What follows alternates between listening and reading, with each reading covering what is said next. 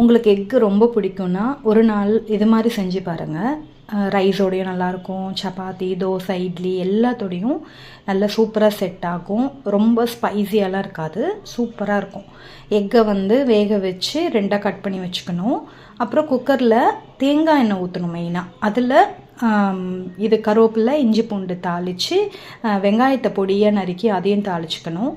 இதுக்கு பேஸ்ட் பார்த்திங்கன்னா தேங்காய், கசகசா, உடச்ச கடலை, பச்சை மிளகா, அப்புறம் சோம்பு, பட்டை, 2 ஏலக்காவை நல்லா அரைச்சி இதோட மிக்ஸ் பண்ணிவிட்டு கொஞ்சம் தனியா பொடி.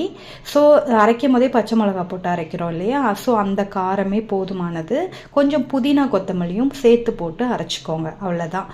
அந்த கிரேவி குக்கரில் ஒரு 3 விசில் விட்டு அந்த கிரேவியை எடுத்து அதில் கொஞ்சம் தண்ணி ஊற்றி நல்லா கொதிக்க வச்சு இந்த கட் பண்ணி வச்சுருந்த முட்டையை அதில் போட்டுட்டு அழகாக அந்த சாறு எடுத்து அதை மேலே அப்படியே ஊற்றி விடணும். சிம்மில் வச்சு கொஞ்சம் நேரம் கொதிக்க விட்டு கருவேப்பிலையை நல்லா கசக்கி மேலாப்பில் தூவிட்டு சூப்பராக இறக்கி சாப்பிட்டு பாருங்கள், செம்மையாக இருக்கும். நான் இன்றைக்கி ஒயிட் ரைஸோடு தான் ட்ரை பண்ணேன். இது சப்பாத்தியோடையும் ரொம்ப நல்லாயிருக்கும். சூடான சாப்பாட்டோடு சேர்த்து சாப்பிட செம்மையாக இருந்தது.